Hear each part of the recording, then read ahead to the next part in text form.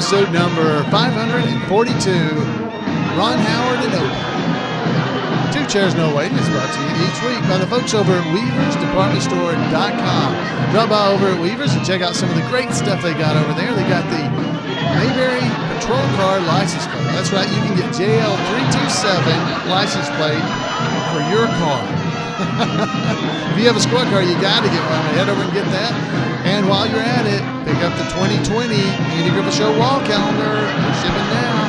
Head over to WeaversDepartmentStore.com and check it out. Two Chairs No Waiting is also brought to you by donations from listeners like you. The executive producer of episode number 542 are folks from the Mayberry Meetup 2019 who donated money to support the podcast. So thank you to all of you who did that.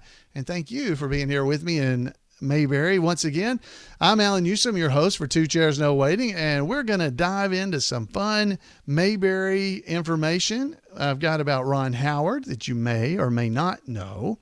And then we're gonna hear from Randy Turner for This Week in Mayberry History. I got a really neat feedback that I'm going to play for you. And then last week, if you were here, you got to see the amateur Mayberry tribute contest that we had at the Mayberry Meetup, and I left two people out. So if you want to see that, that'll be at the end of the episode, and we will watch those because it's a video version. So you can listen. I don't know if you get the full effect unless you're actually seeing it, but definitely all that we can do. So it's good to have you with me. This is a lot of fun for me, trying to find new things and things that we can read or find out that we might not have known.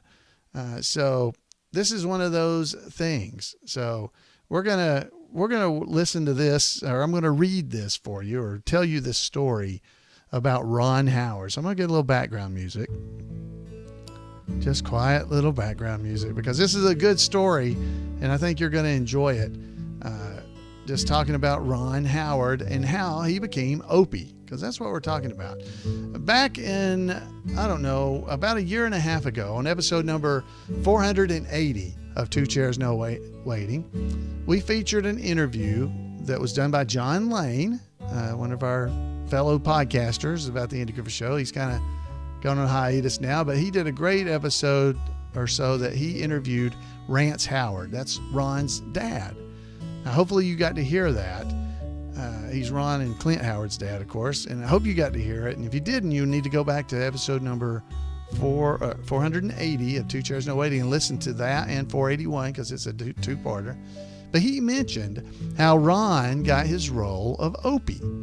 Now, Ronnie, as he was known then, was optioned to appear on what was going to be a CBS series called Barnaby and Mr. O'Malley, which would have been a conflict with the Andy Griffith Show.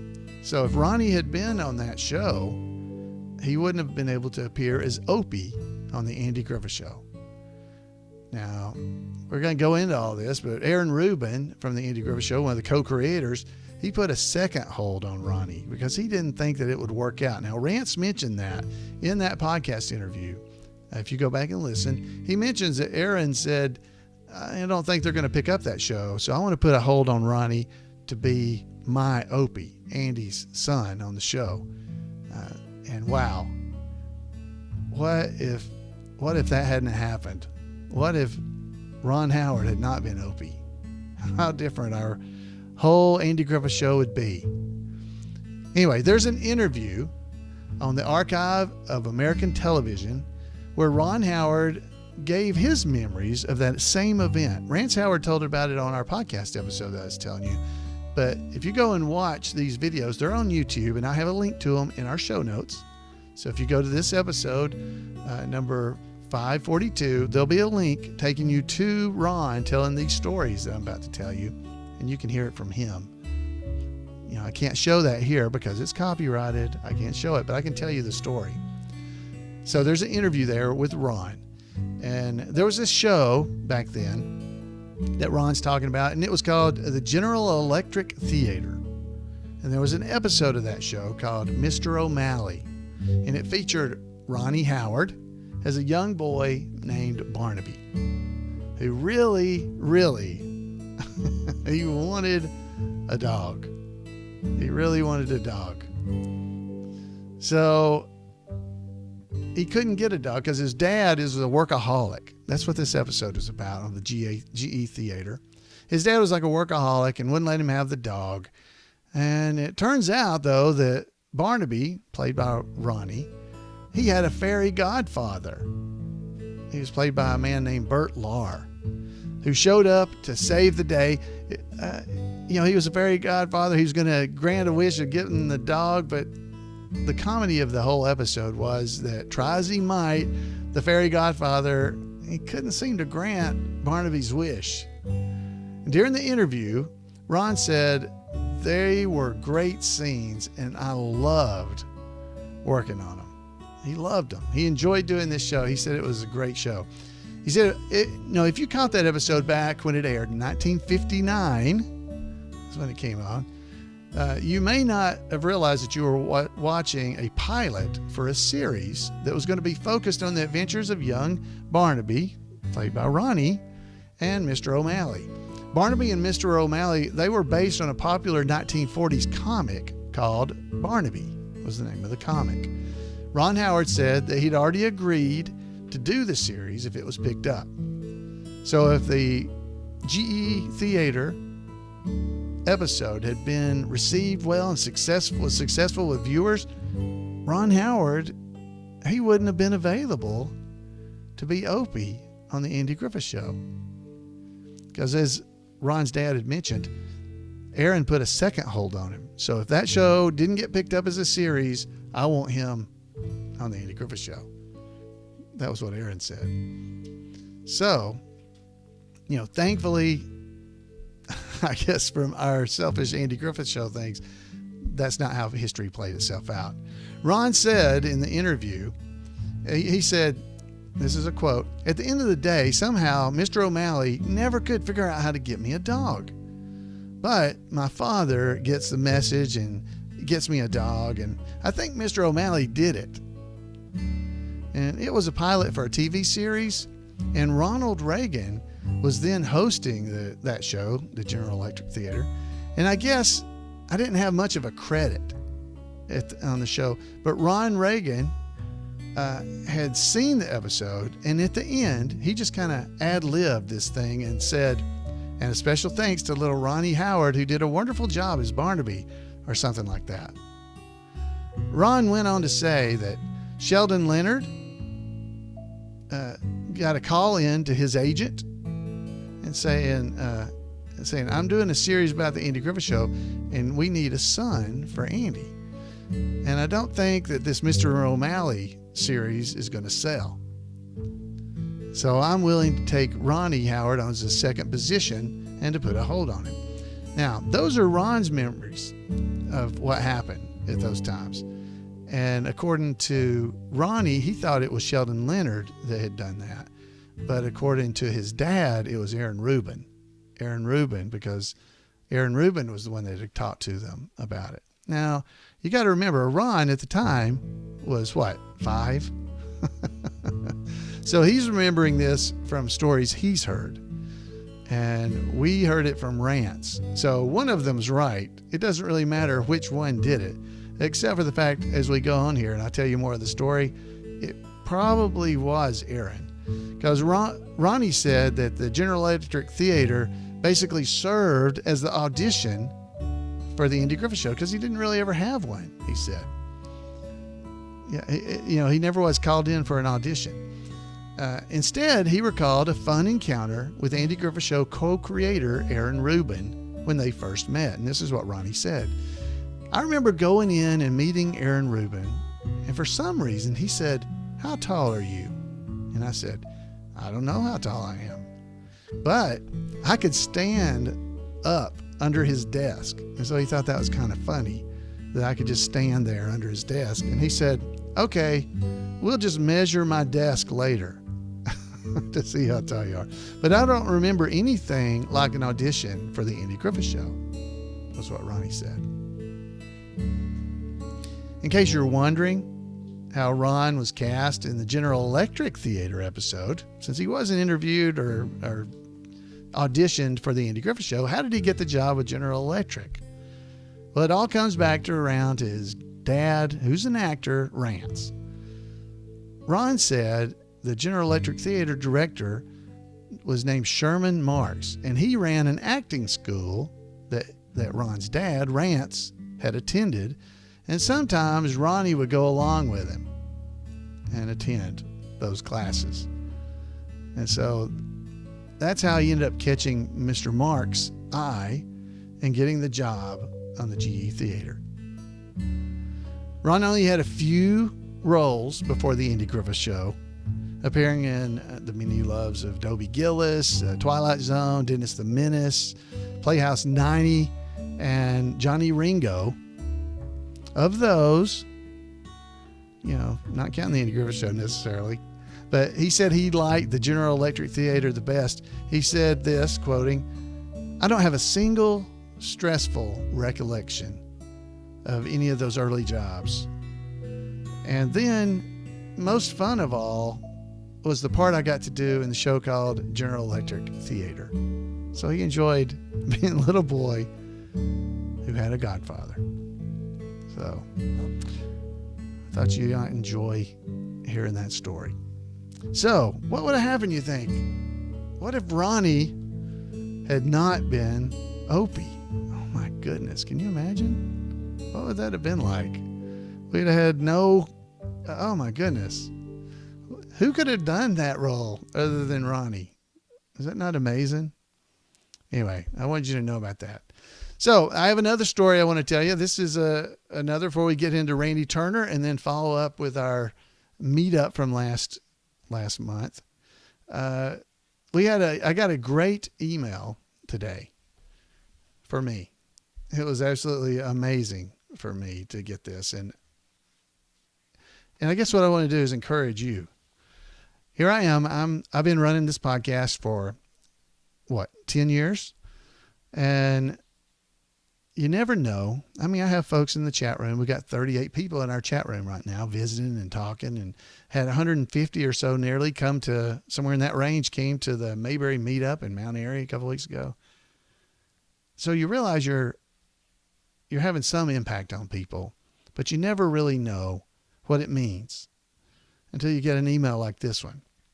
Now, this email was from Kim Crumbly. Back in February, we had the Two Chairs meetup here at our house. And there was only about 12 people probably that came to that because it was a small event. And one of the people I got to meet at this meetup that came to the house here, it was, I got to meet the Crumblies. That's who I got to meet.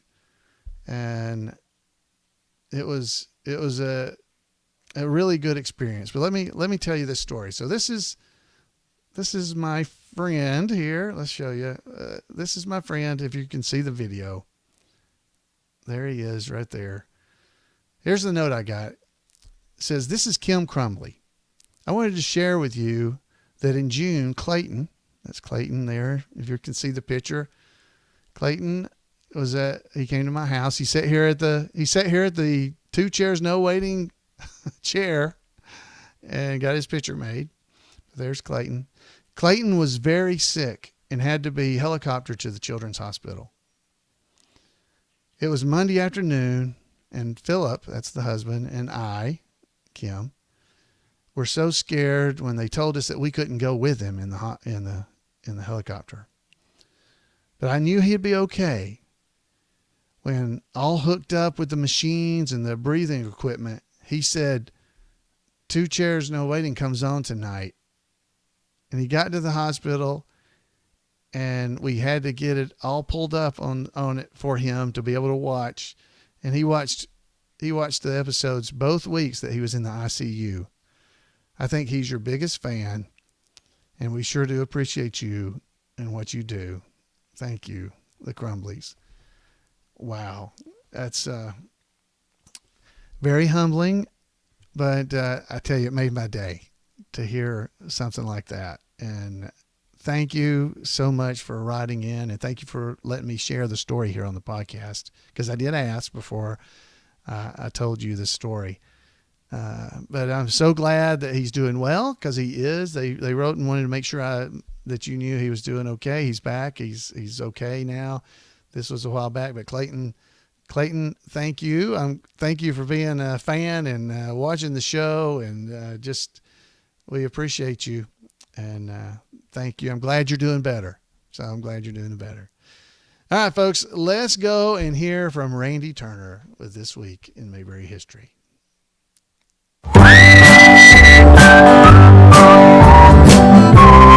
Welcome to This Week in Mayberry History, a report by special correspondent Randy Turner of the Gomer and Cooper Pyle Comic Book Literary Guild of the Mayberry Historical Society. Sandy Kenyon holds the distinction of having appeared twice in Mayberry, while only being credited once. Sandy was born on August the 5th, 1922 in the Bronx in New York City. Little information is readily available about his early life, but Sandy served as a pilot during World War II with the Army Air Corps, where he sometimes organized shows for his fellow soldiers. After his military service, he returned to New York City to pursue acting, both on the stage and in television, some of which was still being produced on the East Coast. A great many sources indicate Sandy helped found a regional theater in 1946, along with 4 other friends in Doylestown, Pennsylvania, located in the tourist resort area of Bucks County. He is also said to have performed in summer stock with the theater for 8 seasons. However, the date seems not to mesh exactly with his time spent in the military, and the theater group, Town and Country Players, which is still in operation, does not list him as a co-founder on their website. Regardless, he definitely did perform in summer stock in the theater, though it was for 7 seasons, not 8. Sandy made his television debut in a 1949 episode of the now-forgotten drama series, The Big Story. He continued to appear sporadically in shows during the first half of the 1950s, while also acting in various theaters, including wrapping up his 7th season with the aforementioned Town and Country Players. It could be sources are confused, as Sandy did start his own stock company, but it was in Connecticut. He was also a member of the Theater Guild's Shakespeare Academy. Sandy continued to act periodically in television until he landed one of the lead roles as the first mate in a syndicated comedy about a charter boat operation in the Bahamas called Crunch and Des. The comedy was well received, but lasted only the 1955 through 1956 season. Sandy acted in 2 different off-Broadway productions in 1956 and 1957, then moved to California to pursue television and film work. For the next 10 years, Sandy worked steadily as a character actor. He appeared in series such as The Phil Silver Show, Have Gun Will Travel, The Dick Van Dyke Show, and The Fugitive.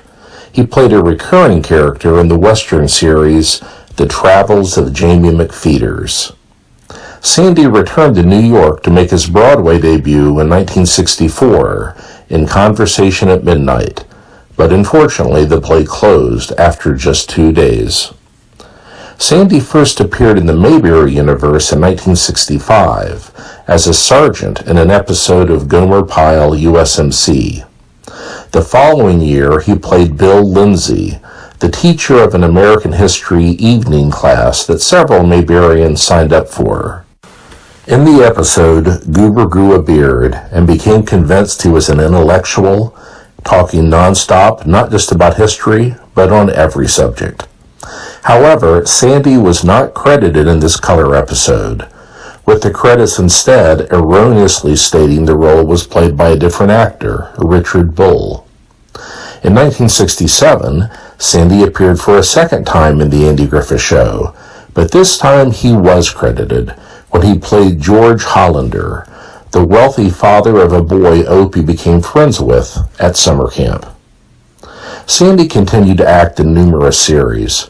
He played another recurring role in the mid-60s series Love on a Rooftop, and appeared numerous times as different characters in series including Bonanza, The Virginian, and Hogan's Heroes. Sandy is likely best remembered for playing a reverend as a recurring character in Knots Landing in the mid-'80s.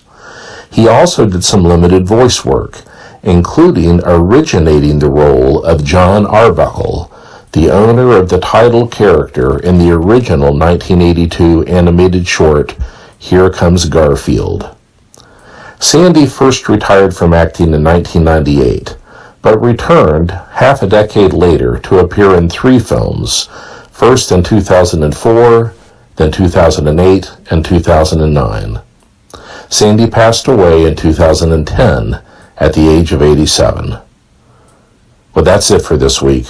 As always, thanks for listening, and remember to take Andy's advice and go out there and act like somebody. Wow, thank you, Randy, for that report. And if you want to make sure you don't miss out on any of the great stuff that Randy Turner is doing online, send him an email at turnersgrade@gmail.com, turnersgrade@gmail.com, and you'll not miss any of the great stuff that Randy's doing. He's got a calendar. He's got a book coming out. We got all kinds of stuff. Now, you'll be able to get these things at Weaver's, so just so you know, they're all going to be coming in. So, wow, thank you again, Randy. And I hope you guys have enjoyed the episode, the stuff that we've already talked about so far. It really meant a lot to me to hear from Clanton, I should say. Was I calling him Clayton? Clanton. It's Clanton, Clanton, Clanton. And it's just really, really been nice. I want to thank all of you. I want to thank Clanton and his mom and dad, and I want to thank all of you who have helped support the podcast. We really do appreciate it. Thanks to Randy for doing what he does every week just to keep the spirit of Mayberry alive. That's what this is all about. Just trying to keep everybody plugged in with the Mayberry spirit. The Mayberry Days is coming up soon, and then the Mayberry Cruise. So, folks, it's already sold out. They did sell out this year from the Mayberry Cruise, and they're already planning next year's, the 2020 Mayberry Cruise. Make sure you get tickets when that becomes available. If you want to go with us, it ought to be big. That'll be the 15th Mayberry Cruise and the 60th anniversary year of the Andy Griffith Show. So it should be a lot of fun. Should have fun there. All kinds of great Mayberry stuff going on. One of the great Mayberry things we had going on was last month we had the Mayberry Meetup. Now, last episode we talked about that, and I showed clips at the end of the episode that were the tribute artist, the amateur tribute artist contest that they had. Now, I'm going to show two groups that I did not show last week here at the end of the show. So if you don't want to stick around for that, I understand. If you're just listening, you may not enjoy it as much, but if you're watching the episode, you'll enjoy this. And I'd love to hear from you. And I'll say it again at the end, but you can give me a call at 888-684-8415. And you're free to go if you don't want to stick around for this. But this is a lot of fun. I hope you're going to enjoy these meetup tributes. So let's go over it and check out. First off, we got Asa, and then we're going to have Sarah and Mr. McBeevy. These are some I left off last week. Sorry I did that to you guys, but here they are and making their debut. Awesome! Oh, Asa, your gun fell apart again, didn't you? Oh, my. Oh, got the misery with that. Somebody help me, I've got the misery. Oh, got the misery. It's so hot on your wrist. Got my ball of tinfoil. Oh, I've heard about your ball of tinfoil. Oh, is that your bullet there? That's my bullet. That's the green one. It's moldy. I got another one. Wait a minute. I got another one. How about working out? No, that's another green one. I got a bunch of green ones. Barney gave me his shiny bullet. You know, Barney's got the shiniest bullets. You gave me this one. And I've been working on mine. You see how shiny that bullet is? Them are the shiniest bullets around. You made it flat on the top, you shine it so much. I've been using emery cloth and soap powder, and it just keeps wearing it out.